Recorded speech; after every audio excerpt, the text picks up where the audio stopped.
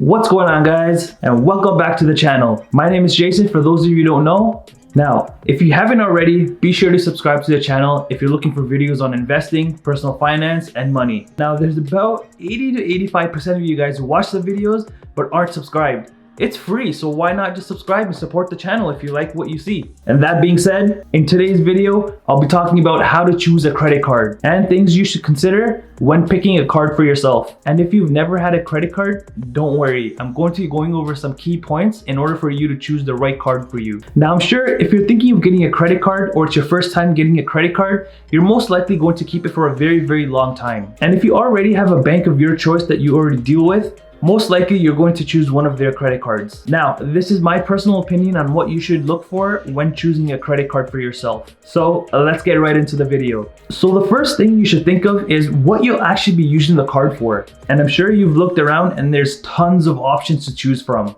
And that's because lenders have already tailored each credit card to a specific type of a person. The most common credit cards that you'll see are travel credit cards, cashback credit cards, low interest credit cards, no annual fee credit cards, rewards credit cards, and student credit cards. Now, these cards will have an annual fee other than the no annual fee credit cards. Now, you might want to look at the annual fee of each card and then make your decision whether it fits your needs or it doesn't. Now, there are many pros and many cons to the credit cards that I listed previously, but I'm just going to go over the top ones very quickly with you. So let's get into the first one. One of the pros of having a travel credit card is that you earn points on everyday purchases, and once you have accumulated enough points, you can either use it towards flights or hotels or both of them. Most of the travel credit cards come with perks such as complimentary airport lounge access, hotel room upgrades, discounts on dining and entertainment, and even travel insurance. Now, a con of having a travel credit card is the annual fee that you have to pay. You may also want to look into foreign transaction fees, especially if you travel a lot out of the country, because then it just doesn't make sense as it cancels out the rewards. The pro of having a cashback credit card is that you get money back annually depending on how much you spend on the credit card. And each cashback credit card will have its own percentage of how much you are getting back annually, and you might want to check with the lender to see what kind of cashback you're getting. And some cashback credit cards may not even have an annual fee, but that all depends, so you might want to double check before you go and get a credit card. Getting a cashback credit card with no annual fee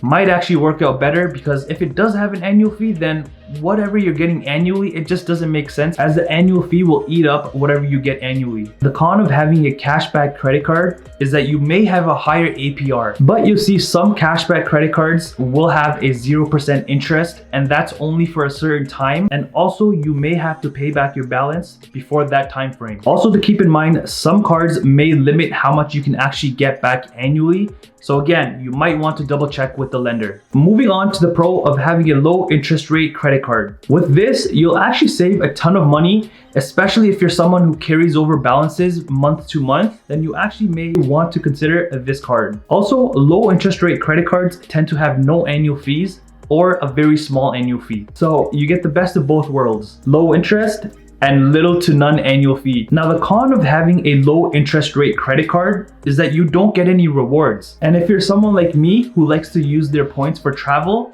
then this card is definitely not for you. Also, don't get caught up in the low interest rate trap, especially for the people who tend to carry over balances month to month. This can actually encourage you to rack up even more debt, knowing that you have a low interest rate, and then you can just keep carrying it over month to month. Next up is a rewards credit card. And the pro for this, and I'm assuming you've already guessed, is that you get rewards and you can accumulate points, whether it be through gas, through shopping, entertainment, dining, and where I live in Canada, we have Scene points, so we can use those as well. There can be different kinds of rewards cards, so double check with your lender to see what they offer. The con of getting a rewards card is pretty similar to a travel card, if not the same. And if you're getting any type of value from this video so far, be sure to drop a like so I know to make more videos like this one. Also, be sure to hit the subscribe button and turn on the bell notifications so you don't miss out on future videos. This next card is very good for beginners or if someone's just in school. This next card is a really good way to get started and building your credit history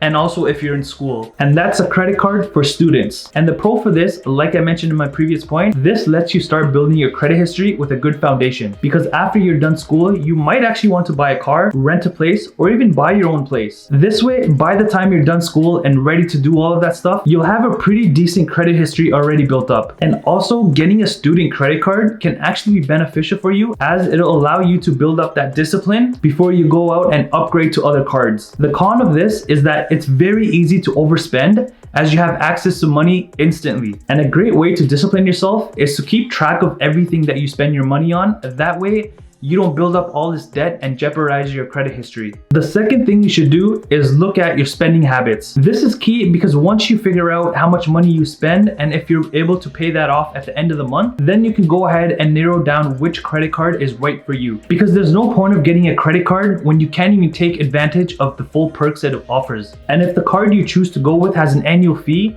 then ask yourself what you're comfortable paying in terms of the annual fee for the card. You can also use online rewards calculators on the lender's website. This way you'll have an idea whether or not you're getting the full benefits for the card. And another way to find out which credit card is good for you, simply just take a look at your monthly statements from the previous months and just see what you spend your money on. The third thing you should be taking a look at is the credit card's terms and fees, because you want to make sure the card that you will be potentially getting is the right fit for you. Some of the things to look for is the APR of the card, rewards, minimum payments, sign-up bonuses, annual fee, other fees, and other perks. Now, you may see some credit cards that offer a very low APR, but those have some conditions to it. So read the conditions, because most likely the APR will go up after a certain time. Also, you should ask yourself if you want to earn points on every purchase that you make, or if you're better off just getting cash back at the end of the year. If you're going to be carrying over balances month to month and only paying the minimum payment, then you might want to take a look at credit cards that offer a fixed amount for the monthly payment or a percentage of the balance due. Also, keep an eye on sign-up bonuses, as you can only earn them if you spend a certain amount of money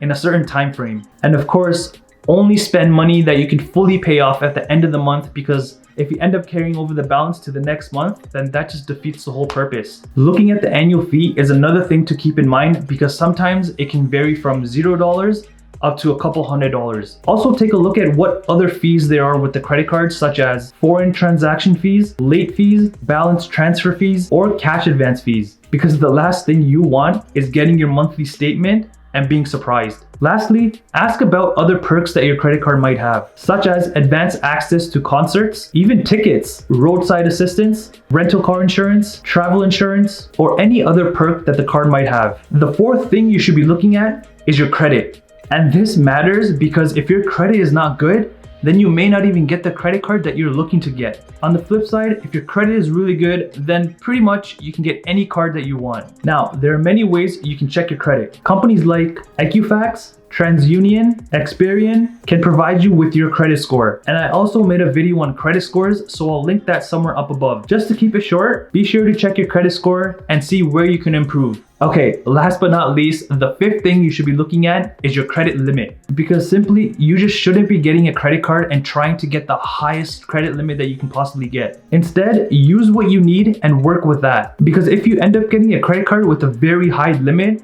and let's say you end up using the majority of that balance, well, that may not sit well with the lenders, and that actually may affect your credit score. And the reason behind that is lenders will actually see how much of your credit limit you're actually using, and from that, they'll see how much of a risk you are to them. And in some cases, lenders may actually reduce your credit limit themselves. And to make things even worse, there can actually be a penalty for that. You guessed it, in which you'll have to pay for. And with that being said, I hope you enjoyed today's video, and don't forget to like this video if you got any useful information from it. Also, be sure to subscribe if you haven't already, and turn on the bell notification so you never miss out on future uploads. And just like that, guys, I'll see you on the next one.